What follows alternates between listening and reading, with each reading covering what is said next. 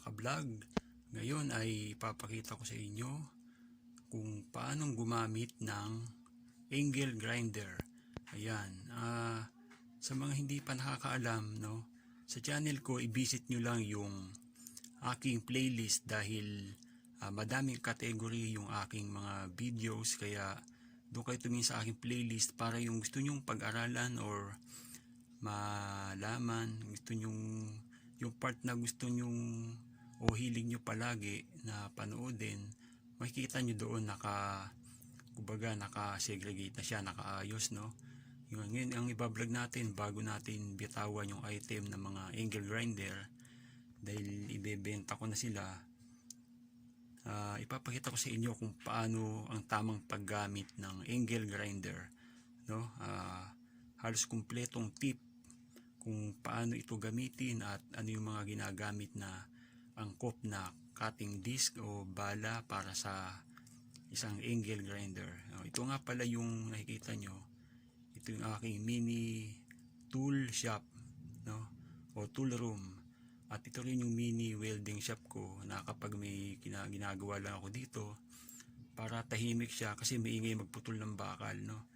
Ayan siya, ito yung exhaust ko sa taas.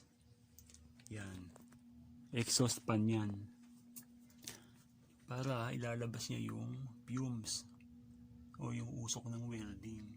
Ayan, kasi importante yan na hindi mo malalanghap yung usok ng welding pagka nagwe-welding ka, kasi masama talaga yan, no, sa baga, sa kalusugan. Okay, ipapakita ko na sa inyo yung paggamit ng angle grinder. Huwag niyo kalimutan mag-subscribe pagka tapos yung panoorin ang video ito, no? I-save nyo na sa inyong mga yung playlist, or i-subscribe nyo, i-like, notification bell, i-hit nyo para lagi kayong maka-antabay at maka-update sa aking channel. Okay, let's go. Umpisa na natin.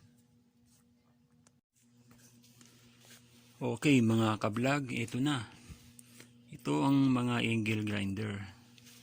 Yan. Ito, ang merong iba't ibang sukat ng angle grinder yung bala niya, no? Merong tinatawag na 115 mm. Ito, ibig sabihin itong disc niya, yung bilog, yung lapad ng bilog ng bala niya ay 115 mm. Yan. Ito yung bihira ng gamitin ngayon. Kung bibili kayo, ganito yung standard na madali nating makita. Kaya siguro ganito na lang ang mai-recommenda kong bilhin nyo pagka kailangan nyo ng angle grinder, no? Ito yung 100 mm cutting disc. Yan, ito yung type nya. Yan yung balang sukat sa kanya, 100 mm. Ito kasi 115. Ayan, makikita nyo mas malaki yung pangbukas niya. Ayan, no? Ayan, mas malapad kumpara dito. Ayan, no? Ayan, mas malapad siya. Ayan. Ito, nakalock siya. Ayan, ito, tinanggal ko yung lock ng grinding disc. Ito, grinding to. Ayan. Yan, pangkayod ng bakal, grinding. Yan, nakaganyan siya. Yan, kaya ako tinanggal yung lock para ipakita sa inyo kung paano ang tamang pagkakabit ng lock. Ayan, ang grinding disc katulad dito, tingnan nyo may space siya. Pag inilagay nyo siya inilusot nyo siya sa butas, ganyan, makikita nyo meron siyang space. Ayan, o. Yan, may space siya or malalim. Itong lock niya, ang tamang kabit pagka ganyan na grinding disc yung gagamitin mo. Ito yung male side niya. Ayan, yung may nakaumbok. Ayan. Yan, ilulusot mo siya pag ganyan doon sa may space. Yan, para mag-totally lock siya, nakahold. Ayan. Yan, kaya ko siya kinalas. Yan. Tapos ito yung panghihigpit natin, di ba? Yan, para mahigpitan naman yan, i-hold mo yung disc kasi umiikot yan, pinipindot dito yan. Ito. Yan. Habang pinipindot mo yan, hanapin, iikutin mo para mahanap mo yung nakakatawa paano. Hahanapin mo yung ano niya. Ito, iikutin mo hanggang sa lumubog. Diba? Yan, lumubog, naglock na siya. Yan, oh. Saka mo siya ngayon may higpitan. Wala tayong tagawag ng camera eh. Ayan, oh. Naglock na siya, oh. Diba, hindi natin maano eh. Wala tayong tagahawak. Yan, basta yan. Ilulubog mo siya. Pag lumubog, ibig sabihin, yung pag-ikot mo, nakuha mo na yung lock niya. Ayan, oh, sumisigip na. Saka mo higpitan to ngayon. Ayan, dito. Yan. Isa na kayo, walang tagawak ha. Ayun naman yan, basic. Alam yan ng ibang mga lalaki mahilig sa tools. Yan. Nasa instruction naman yan. Okay, ito namang isa. Cutting disc yung nakakabit. Yan. Tatlo sila kasi binenta ko na eh. May kukuha na mamaya. Ayan. Ito namang cutting disc. Tingnan nyo. Yan, pag nakakabit siya, pwede naman ganyan din yan eh. Yan o, kasi may base din naman doon, nakalapat din tong ilalim. Pwede ganyan, pwede rin yung kanina. Pero ganyan na lang natin. Yan, lalapat din ito. Yan, wala siyang space, tingnan nyo. Yan, flat siya. So, ibig sabihin, ang pagkabit natin ng lock, hindi itong nakaumbok ang itataob natin kasi hindi lalapat kundi itong malapad. Ayan o. Yan, itong side na to, itong malapad para lumapat siya, ganyan. Yan.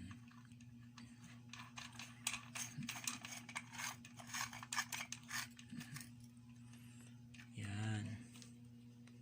Di ba? Ganyan, no? Pipindutin natin ulit yung ilalim dito. Ayun, no, napipindut siya, ibig sabihin nakatapat siya ng, ayun, no, naglalak siya. Ayun, no, ayun, no, napipigil yung ikot, ibig sabihin dyan mo na siya iikutin nito. Yan, madali lang naman yan eh, alam yan ng karamihan, madali lang yan.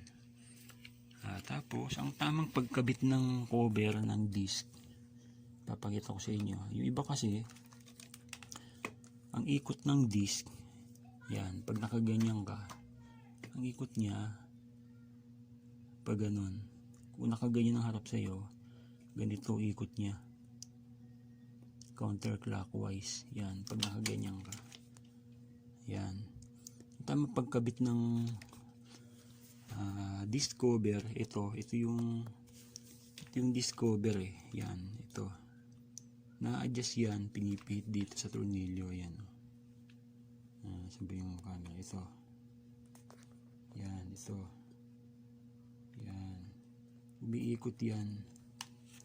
Ganyan ang tamang pagkabit para, kasi pag ginamit ko siya, nakaganyan eh. Yan. Kaya pagka ginagamit mo siya, natatakpan ka, ayan o. Saka ang tamang paggamit talaga, pagtabas, puputulin mo yung kahoy. Pero ito, hindi ito pang kahoy, sample lang, pang bakal to grinder. Yung nakakabit, mamaya papakita ko sa inyo yung pang kahoy, ayan. Ayan, lahat ng talim o disc na angkop, ituturo ko sa inyo. Ayan, ba, ginamit ko siya, ang talagang direksyon ng pagkat is pag ganyan. Habang ginaganon mo siya habang napuputol. Hindi pa ganon, hindi safe yun.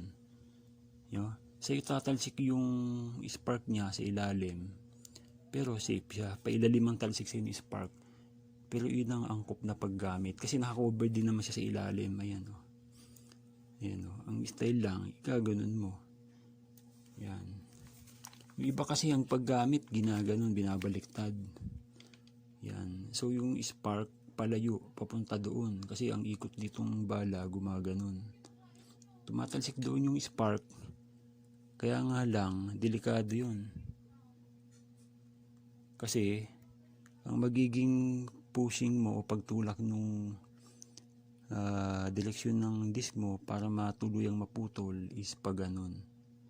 parang sumasadsad siya, no? Medyo magiging pataas pang ganun para lang sumalubong yung disc, pero hindi safe yun. Talagang mas safe yung ganito, no? Pero yung iba kasi kung nakasanayan, pwede naman, kaya lang para sa akin hindi yun ang angkop na paggamit, no? Matagal na rin man akong gumagamit niyan. 2008 ko pa nahiligan kinarir. Okay. Ito, ipapakita ko naman yung ito yung nagpapatakbo sa angle grinder. Ito ang tinatawag na carbon brush. Yan. Ipapakita ko yung sample sa inyo. Teka, pero ikakabit ko muna ito. Ito yung sample niya. Sabi, ito. Ito, ang katulad niya ay ito. Ito, yan. Ito naman, may carbon brush na ganito ang design. Kasi yung kakabitan, ganito, ilulusot lang. Hindi yung iipitin, no? Tapos, nasa gilid yung wire niya. Yan. Basta kung ano yung design ng carbon brush nyo, pag naubos na yan, ganyan din ang bibilhin nyo. Ayan. Ito sa ano to sa ibang grinder yan. Sinampol ko lang para makita nyo yung magkakaibang design. Ito yung nagpapagana sa angle grinder. Yan. Nauubos to unti-unti itong uling. Umiikot din yung pyesa niya. Ba tawag dun? Kalimutan ko, sorry. Malilimutin na. Yan. Ang pagkabit niya, dito, yan. May ano yan may forma yan, oh. Yan. Rectangle. Nakita niyo yung gold na bakal sa loob. Yan, ito yung didikit doon sa loob ng umiikot na bakal, pinakamotor. Tapos itong bakal na dulo ng wire, kailangan nakakunik yan dun sa gold na nakita nyo sa bungad. Para dumikit yan doon, ididiin lang nitong lock yan. Yan, para mag-contact siya. Ito. Isasara mo lang, ganyan. Sara natin, Teka.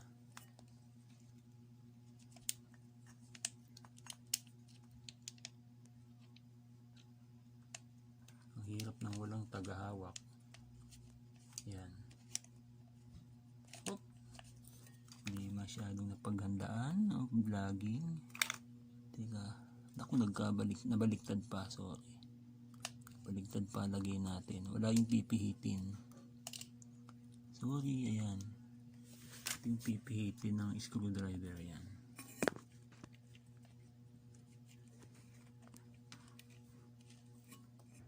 Hop, yan. Kakabit na natin.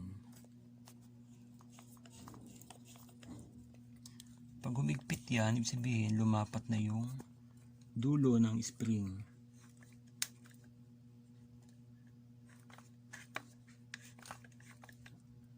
Hop. Ayan, lumapat na. Okay na. Yan, ganyan yung diyan kinakabit yung carbon brush.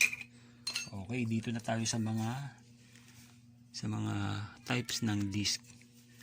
Okay. Dito tayo. Pangputol ng simento.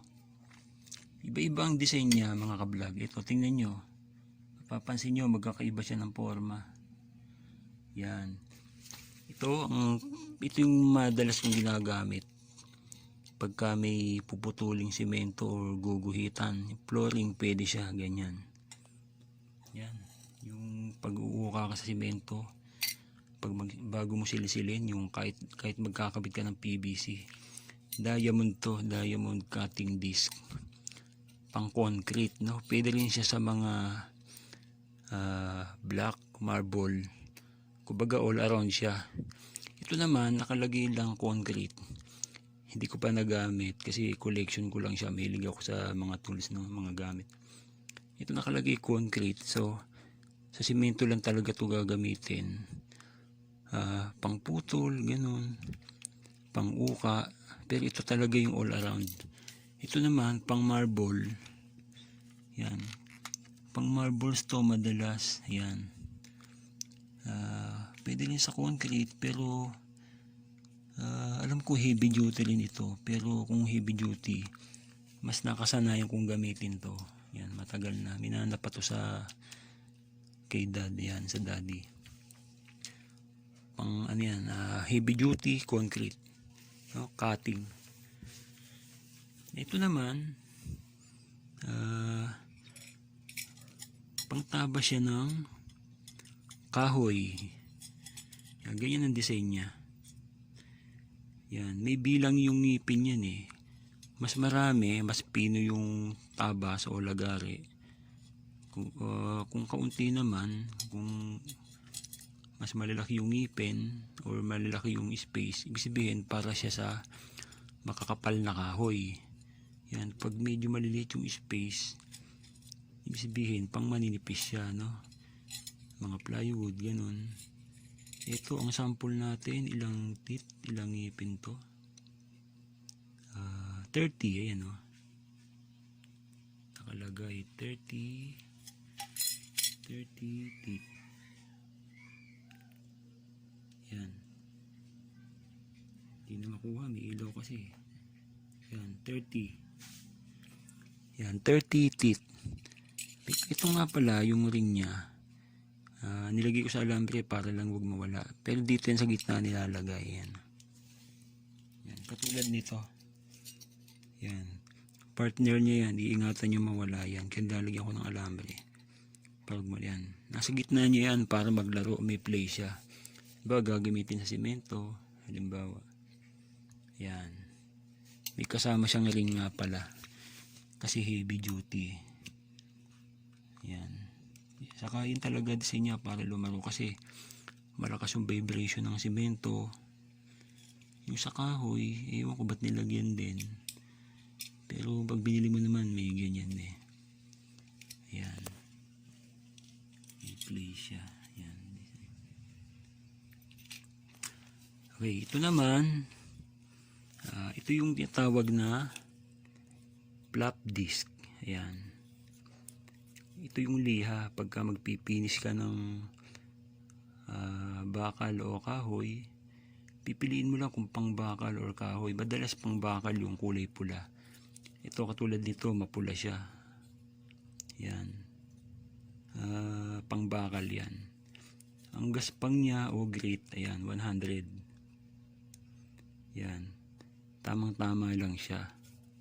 No? Pero mas magaspang dito, ang madalas na gamitin 80. Ito medyo pinunang konti na 100. Tapos kung finishing na talaga na kikinisin mo na, ang pino yung mataas ng number. Halimbawa 200, 300, ganyan, 500, yan. Mas pino na yon. Ang tawag dyan flap disc. Yan, pang bakal. Yan. Siya nga pala yung kanina, no? Ito yung grinding. Yan. Grinding disc yan, yung makapal. Pang bakal, no? Yan. Meron din namang design na ganito, yung parang may net. Ayan. Para mas makapit siya, hindi madaling mabasag. Ito naman, ito yung manipis, cutting disc yan, pang putol ng bakal. Yan. Kung makikita nyo, manipis siya, yan. Yun yung pang putol ng bakal, cutting disc. Ito naman, ito yung pang finishing ng stainless. Yan. Stainless. Bapping siya, bapping. Pero hindi siya, hindi pa siyang pinakamakinis, pang bapping siya. Kasi ang stainless kasi pag ginawa, di ba makintab siya, itong ginagamit. Medyo matigas siya, yan. Matigas siya na parang scoring pad, yan. Yan, medyo matigas siya, pero hindi siya, yung tawag dito, napipiga siya, yan. Yan. Medyo hard lang siya, yan. Kaya yung pang finishing ng stainless para kumintab. Yan, ito naman, tinatawag na bapping disc. Yan. Parang na siya, panglinis na lang kumbaga. Yan. na uso tong gantong maliit lang pagka gusto mong magpakintabal, halimbawa yung may pipintahan kang sasakyan, ginagamitan nito para mapunasan, kumbaga. Yan, may maliliit na rin ganyan, 100 mm. Yan, buffing disc yan, para din sa mga angle grinder. Okay, yan lang yung maisishare ko sa inyo. Para sa akin na ishare ko na lahat ng info. Comment na lang kayo kung meron kayong gustong itanong, baka masagot natin. Comment lang kayo sa comment section. Okay, salamat sa inyong panonood. Huwag niyong kalimutang mag-subscribe mga ka-vlog. Royson Channel, salamat ng marami. Alright. Siya nga pala, wag niyong kalimutang magsalamin dahil baka mabulag kayo. Lagi magsuot ng protective equipment. Okay? Magsalamin kapag naggagamit ng angle grinder. At iwasan nga pala yung guantes kasi kinakain yan minsan ng cutting disc. Mapuputulan ka ng daliri. Hindi nire-recommenda na gumamit ng gloves. Okay? Ingat sa paggamit ng angle grinder. Alright.